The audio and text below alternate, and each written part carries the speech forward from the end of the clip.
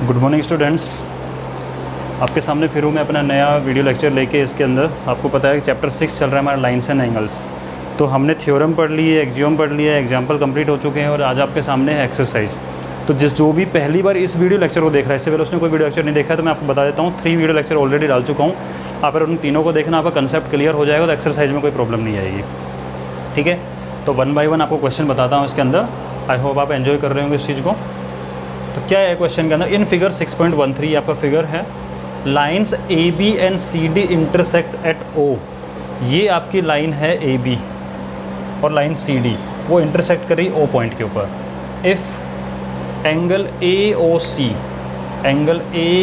सी mention कर देता हूँ, this angle A O C and angle B O E, ये वाला एंगल बी ओ ई, इन दोनों एंगल का सम दिया हुआ है 70 डिग्री। यानी इन दोनों एंगल सम क्या है, 70 डिग्री है। देखते हैं अभी क्या दिया हुआ, आगे क्या कंडीशन है।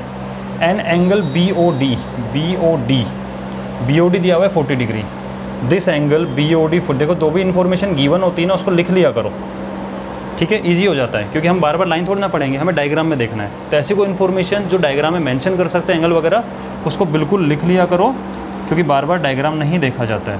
ठीक है, तो ये चीज़, तो हमें एक कंडीशन इसको यूज़ करने वाले, इसको हाईलाइट कर लेता हूँ मैं एक बार। उसका बी ओ डी 40 डिग्री दिया हुआ है, मैं ऑलरेडी मेंशन कर दिया, यहाँ पे बी ओ डी 40 डिग्री है। आपको क्या क्या फाइंड करना है, एक तो बी ओ ई फाइंड करना है, ठीक है, और एक आपको रिफ्लेक्स सी ओ ई फाइंड करना है। रिफ्लेक्स क्या होता है बताऊँगा अभी मैं। हाँ जी, तो देखो करना क्या है अभी। अब मुझे एक चीज़ बताइए कि ए बी और सी डी ये क्या है, ये है आपकी इंटरसेक्टिंग लाइन्स हैं। मैं थोड़ी देर के लिए सिर्फ आपको समझाने के लिए एक बार के लिए इसको मिटा देता हूँ। ठीक है, समझ में आना चाहिए अच्छे से। एक बार के लिए इसको मिटा देता हूँ। अब आप मुझे बताओ, अगर ये दोनों इंटरसेक्टिंग लाइन है तो क्या है वर्टिकली अपोजिट एंगल नहीं है? बिल्कुल है। तो हमारे काम की इन्फॉर्मेशन है, तो मैंने क्या है, आप इसको ढक सकते हो हाथ से, मैंने मिटा के समझाया ताकि बहुत अच्छे से समझ में आ जाए वाली चीज़। अब इंटरसेक्टिंग लाइन, तो आप क्या लिखोगे इसके अंदर कि angle A O C is equal to angle B O D is equal to, चलो लिख दो इस चीज़ को। ठीक है, ये हो गए vertically opposite angles, vertically opposite angle. इसका मतलब एंगल ए ओ सी की वैल्यू भी कितनी हो गई, जो बी ओ डी की यानी 40 डिग्री, ये भी हो गया। राइट, तो हमने एक चीज़ यहाँ से निकाली कि ए ओ सी है आपका 40 डिग्री। ओके, अब मैं लाइन बना देता हूँ, क्योंकि हमारा काम हो गया इस चीज़ से। अब लाइन बना देते हैं। लाइन क्या थी आपकी, लाइन का नेम था ये आपका बी ओ डी हो चुका है, और ये चल जो भी नेम था इसका ई था आई थिंक। ठीक है, हाँ जी। अब मुझे बताओ, हमें दिया हुआ था बी ओ ई 70 डिग्री, इन दोनों का सम क्या है 70 डिग्री दिया हुआ है। अगर ये 40 है तो ये सामने वाला 40 निकल के आया, अभी हमने निकाला, वर्टिकली अपोजिट है, और हमें पता है इन दोनों का सम 70 डिग्री। अब आप खुद बताओ, सपोज करो ये आप हो और आपका ब्रदर सिस्टर जो भी है, इन दोनों को मिला के 70 रुपीज़ मिलते हैं। 70 डिग्री में हमने 70 मान लिया, 70 रुपीज़ मिलते हैं। उसमें से 40 अगर आपको मिल गए तो दूसरे को कितना मिलेगा, 30 मिलेगा, 70 माइनस करके। तो आप इस चीज़ को लिख सकते हो इस तरीके से, कैसे कि गिवन क्या है हमें, गिवन है ये वाली कंडीशन कि angle A O C plus angle B O E equal to 70 degree, या ए ओ सी की वैल्यू रख दो, 40 निकल के आया था अभी, 40 degree plus angle B O E. देखो मेंटली हम कर चुके हैं इस चीज़ को, अगर ये 40 है तो 30 होगा, क्योंकि 40 प्लस 30 मिलकर 70 बन रहा है। लेकिन लिखेंगे ना इस चीज़ को यहाँ पे, तो वो लिखने का तरीका बता रहा हूँ, इक्वल टू 70, और यहाँ से अपना बी ओ ई जो आएगा 70 और माइनस 40 होगा उधर। लिख देते हैं एक बार इसको पूरा डिटेल में। तो यहाँ से हमारा एंगल बी ओ ई आपका यहाँ से 30 डिग्री निकल के आ गया। ठीक है, और हमें बी ओ ई फाइंड करने को बोला था, हम इसका एक पार्ट कर चुके हैं जो कि है 30 डिग्री में। यहाँ लिख देता हूँ एक बार, ये आपका आ गया 30 डिग्री। ठीक है, उसके बाद में क्या करना है आपको, बी ओ 30 डिग्री निकल के आ गया। ठीक है, हाँ जी, अब आगे चलते हैं। अब निकालना है रिफ्लेक्स सी ओ ई। ओके, इरेज कर रहा हूँ ये वाला पार्ट, हमने वहाँ लिख दिया बी ओ 30 डिग्री है। अब मुझे निकालना रिफ्लेक्स सी ओ ई। तो बेटा सी ओ ई का रिफ्लेक्स तो तब निकालेंगे जब हमें सी ओ ई पता होगा। तो देखो डायग्राम में मेंशन कर रहा हूँ, ये है अपना 30 डिग्री। ओके, ये 40 है, 30 है, ये 40 है, हो चुका है। अब मेरा टारगेट है ये COE। अब आप खुद बताओ ये कैसे फाइंड कर सकते हैं। ये तीनों मिला के लीनियर पेयर में है या नहीं है? तीनों एंगल मिला के 180 डिग्री सम है इनका, स्ट्रेट लाइन के ऊपर बने हुए एंगल हैं ये वाले, ठीक है। तो बस हो गया काम हमारा। तो हम क्या लिखेंगे उसके बाद में कि angle AOC plus angle COE plus angle EOB equal to 180 degree, यानी कि angle AOC plus angle COE plus angle BOE या EOB इक्वल टू 180 डिग्री। इनकी वैल्यू रख दो, ये 40 निकल के आया था, ये COE है और ये BOE की जगह क्या हो गया 30 हो गया, इक्वल टू 180 डिग्री। तो ये 40 प्लस 30 70। तो यहाँ से अपना COE जो निकलेगा वो होगा 180 माइनस 70 यानी 110। ये निकला आपका COE। लेकिन मेरे से COE नहीं पूछा है भाई, मेरे से पूछा रिफ्लेक्स COE। रिफ्लेक्स होता है 360 में से सब्ट्रैक्ट करने पे। अगर आपको रिफ्लेक्स वैल्यू निकालनी है, रिफ्लेक्स COE का मतलब होगा यहाँ पे, इसका मतलब होगा 360 डिग्री माइनस COE, यानी जिस भी एंगल का रिफ्लेक्स पूछा जाए 360 में से सब्ट्रैक्ट कर दो उसको। तो यहाँ से अगर मुझे रिफ्लेक्स निकालना है तो reflex angle COE is equal to 360 degree minus 110 equal to 250 degree आपका आंसर निकल के आ जाएगा ये, ठीक है। इसको नोट करो, फिर सेकंड क्वेश्चन इरेज करके इसको सेकंड क्वेश्चन लिखता हूँ मैं, ठीक है। तो कुछ नहीं किया हमने, इस लाइन को एक बार हटा के देखा तो वर्टिकल अपोजिट 40-40, इन दोनों का सम 70 था, तो ये 40 है तो 30 होगा, ठीक है। 30 निकल के आ गया। उसके बाद में ये एंगल निकालना है COE, तो ये हो गया 40 30 70, तो ये है, तीनों मिला के 180 है तो 110 हो जाएगा ये, और रिफ्लेक्स निकालना 360 माइनस 110 करके हो जाएगा ये। हाँ जी बेटा। तो अब है नेक्स्ट क्वेश्चन, क्वेश्चन नंबर 2। क्या है क्वेश्चन? इन फिगर 6.14, ये 6.14 फिगर है आपकी बुक का, लाइन XY, ये रही XY लाइन, एंड MN, ये दोनों लाइन इंटरसेक्ट कर रही है। क्या कर रही है दोनों लाइन? ये एक लाइन है, दो लाइन इंटरसेक्ट कर रही है एट O, ये पॉइंट है आपका O। If POY 90 degree, this POY 90 degree है, सिंबल का मतलब 90 डिग्री होता है। And A/B is 2/3। A और B का जो एंगल का जो रेशियो है वो क्या है 2/3 है। ये काम की चीज़ है, काम की तो खैर सारी हैं, इस पर फोकस करेंगे। ये 90 डिग्री था, वो तो डायग्राम में मेंशन है, ठीक है। आपको C की वैल्यू फाइंड करनी है, ओके। चलो कैसे प्रोसीड करेंगे। अब मुझे एक चीज़ बताओ, इसके अंदर तरीका बताता हूँ आपको। पहले मेंटली सोचना इस चीज़ को, उसके बाद हम सॉल्यूशन करेंगे। भाई एक बार बताओ मुझे कि जो XY लाइन एक स्ट्रेट लाइन है, इसके ऊपर टोटल एंगल कितना होता है 180 डिग्री होता है। अगर ये वाला पार्ट 90 डिग्री है तो ये वाला पार्ट 90 डिग्री नहीं होगा, तभी तो 90 प्लस 90 180 आएगा। ये 90 दे ही रखा है तो ये भी क्या होगा 90 होगा। इसका मतलब ये टोटल कितना है 90 डिग्री है, ठीक है। तो इसको लिखते हैं पहले। तो आप इसके अंदर ये लिखोगे सॉल्यूशन में कि as XY is a straight line, is a straight line, right. So angle POX, ये POX इधर वाला, plus angle POY is equal to 180 degree है, जिसमें से POI की वैल्यू ऑलरेडी 90 गिवन है, ठीक है। तो इसका मतलब POX plus 90 degree equal to 180 degree, और यहाँ से एंगल जो POX निकल के आएगा वो निकल के आएगा 180 डिग्री, ठीक है, माइनस 90 हो जाएगा उधर जाके, जो कि 90 होगा। और जो हम ऑलरेडी माइंड में कर चुके हैं वहाँ से कि हाँ भाई ये आने वाला तो 90 ही है, क्योंकि हमें पता है दोनों होते हैं लीनियर पेयर होगा। जितना ये अगर 90 तो ये भी 90 हो जाएगा, 90 प्लस 90 180 होगा, लेकिन उसको डिटेल में लिखेंगे ऐसे, ठीक है। यहाँ तक नोट करो। उसके बाद आप मुझे बताओ, जो ये 90 निकला, उस 90 को हमें दो पार्ट में डिवाइड किया हुआ है, लेकिन इक्वल डिवाइड नहीं किया है। कैसे किया है? 2/3 में किया है, ओके। अब आप यहाँ पे साइड में लिखोगे, मतलब कि आगे प्रोसीड करो। गिवन क्या है कि A/B है 2/3, इसका मतलब ये 2x है, तो ये क्या है 3x है, ठीक है। 2/3 का मतलब ये 2x है और ये क्या है 3x है। And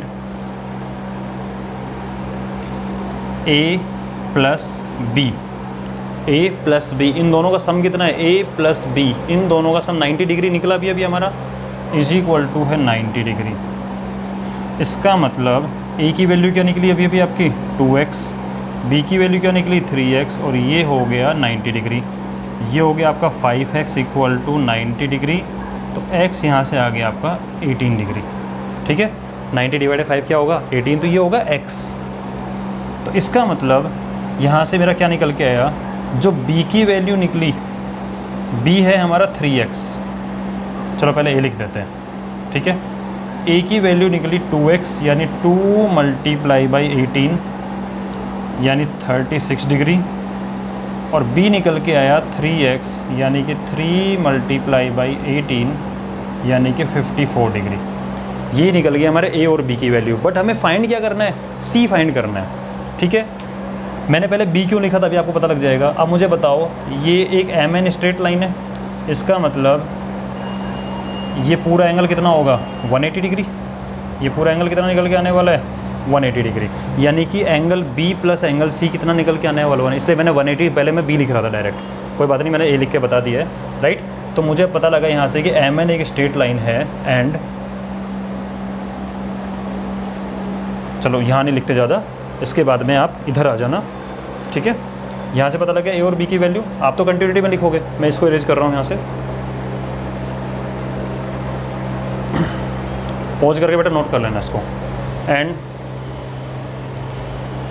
b plus C equal to 180 degree linear pair, ये भी तो एक लीनियर पेयर बना रहा है, राइट। और यहाँ से अभी b की वैल्यू हमने निकाली थी 54 प्लस सी इक्वल टू 180, यहाँ से c की वैल्यू निकल के आ गई 180 माइनस 54, 180 माइनस 54, और जो कि आपका आ जाएगा, अगर 60 होता तो 120 होता, तो 126। तो यहाँ से c की वैल्यू आएगी 126 डिग्री। ठीक है, तो किया क्या क्वेश्चन में हमने, कुछ नहीं किया ज़्यादा, ये 90 डिग्री पता था, लीनियर पेयर, तो ये भी 90 निकला, 90 को 2 पार्ट्स में डिवाइड किया 2:3 में, उससे हमारा a और b निकल गया। उसके बाद b और c का हमने लीनियर पेयर लगा दिया, तो उससे हमारा क्या निकल गया, c निकल के आ गया। ठीक है, इस तरीके से आपको क्वेश्चन करना है, इसको नोट कीजिए आप एक बार।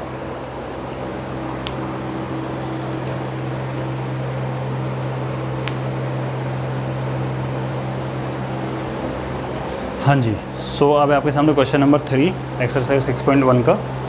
इन figure 6.15 angle P Q are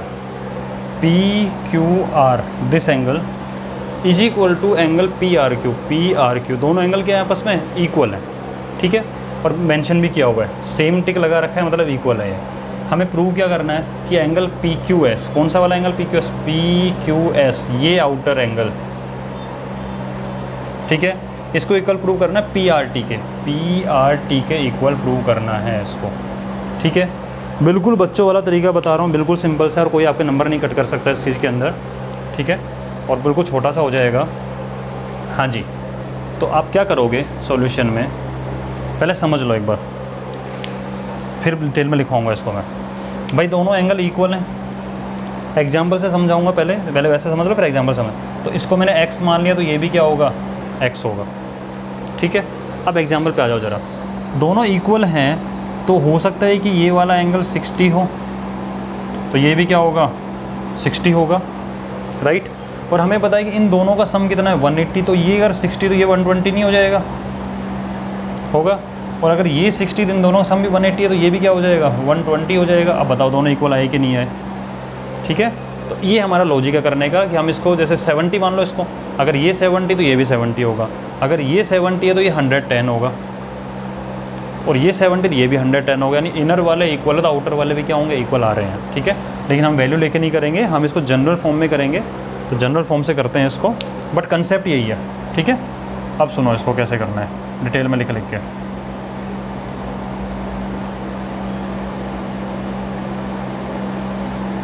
हाँ जी, गिवन कि angle P Q R is equal to angle P R Q is equal to X let. हमने मान लिया दोनों वैल्यू क्या है, x है, भाई इक्वल है, हम कुछ भी माने, तो ये हो गया x और ये हो गया x। अब क्या करना है मुझे, इस एंगल को बाहर वाले को इस बाहर वाले के इक्वल प्रूव करना है। तो पहले बाहर वाला ये निकाल लो सेपरेट, फिर बाहर वाला ये सेपरेट निकालो, फिर देख लेंगे इक्वल आ रहा है कि नहीं आ रहा। तो इस एंगल पे फोकस करते हैं अपना पूरा। अब मुझे बताओ इस चीज़ का, जब अगर मुझे इस एंगल पे फोकस करना है तो यहाँ मैं कौन सी प्रॉपर्टी लगा सकता हूँ, लीनियर पेयर लगा सकते हैं। तो लगा दो, किसने मना किया है, ठीक है। अब लिखोगे इसके बाद में कि एंगल पी क्यू आर, ये एंगल पी क्यू आर, ये वाला एंगल अंदर वाला, plus angle P Q S, ये बाहर वाला, इज इक्वल टू 180 डिग्री। क्यों, लीनियर पेयर। ये दोनों एंगल क्या बना रहे हैं, लीनियर पेयर बना रहे हैं। इसका मतलब कि एंगल पी क्यू आर की जगह क्या रख सकता हूँ मैं, एक्स रख सकता हूँ, रख दिया मैंने X, plus angle P Q S equal to 180 degree. और यहाँ से एंगल पी क्यू एस की जो वैल्यू आएगी वो आएगी 180 डिग्री, और ये एक्स उधर जाएगा तो माइनस का हो जाएगा, ठीक है। तो एंगल पी क्यू एस, इसको डाल दो इक्वेशन नंबर 1, यानी जो एंगल पी क्यू एस बाहर वाले एंगल की वैल्यू जो आई है हमारे पास में, ठीक है, लीनियर पेयर बनाया था, इसको हटा देता हूँ मैं, समझ में आ गया आपको इस चीज़ को। यानी जो बाहर वाला एंगल है इसकी वैल्यू निकल के आ गई आपकी 180 माइनस एक्स, ठीक है। अब हमें ये बाहर वाला निकालना है, इसके लिए आप क्या करोगे, लिखो इसको। यानी अब बताओ मुझे, क्या ये दोनों एंगल मिलकर लीनियर पेयर नहीं बनाएंगे, यही बनाएंगे। तो लिख दो इसको कि angle P R Q plus angle P R T equal to 180 degree. Angle P R Q plus angle P R T is equal to 180 degree. P R Q X था हमारा, plus angle P R T equal to 180 degree. और यहाँ से angle जो आपका P R T आएगा वो आएगा 180, और एक्स उधर जाएगा तो क्या हो जाएगा, माइनस का। इक्वेशन नंबर 2, यानी हमारा ये आउटर एंगल इस साइड वाला भी क्या निकल के आ गया, 180 माइनस एक्स। बताओ इक्वल है या नहीं है, ये 180 माइनस एक्स, ये 180 माइनस एक्स, ठीक है। तो यहाँ से पता लग गया हमें। तो इक्वेशन 1 में भी P Q S 180 minus x आया, और यहाँ से पी आर टी आ गया 180 माइनस एक्स। तो आप लिखोगे फ्रॉम, उसके बाद में कंटिन्यूटी में लिखना from 1 and 2 angle P Q S is equal to angle P R T is equal to 180 minus X आ गया। हैंस प्रूव्ड, कर दिया भाई हमने प्रूफ, ठीक है। हालांकि आज थोड़ा वीडियो की लाइन थोड़ी छोटी है, क्योंकि मैं 4th क्वेश्चन नहीं ले रहा हूँ, 3 क्वेश्चन लिए, क्योंकि अगर 4th ले लेते तो बाद में कल के लिए हमारे पास सिर्फ 2 ही क्वेश्चन बचेंगे, क्योंकि एक बार में एक्सरसाइज कंप्लीट करते हैं। तो आज 3 क्वेश्चन है, कल रिमेनिंग 3 क्वेश्चन करा के फिर नेक्स्ट कंसेप्ट पे चलेंगे। तो आप इसको समझ लो, हमने कुछ नहीं किया है, दोनों इक्वल थे, इनको अज्यूम कर लिया, बाहर वाला 180 माइनस दोनों भी सेम आ गए। बहुत सिंपल तरीका है, इस वे में आप इसको लिख लीजिए, ठीक है। और आराम से रेगुलरिटी के अंदर अपना वर्क करते रहना, और पूरा प्रॉपर नोट्स बनाने हैं सबको, ठीक है। नोट्स ज़रूर बनाने हैं पूरे के पूरे। ओके, कल मिलते हैं।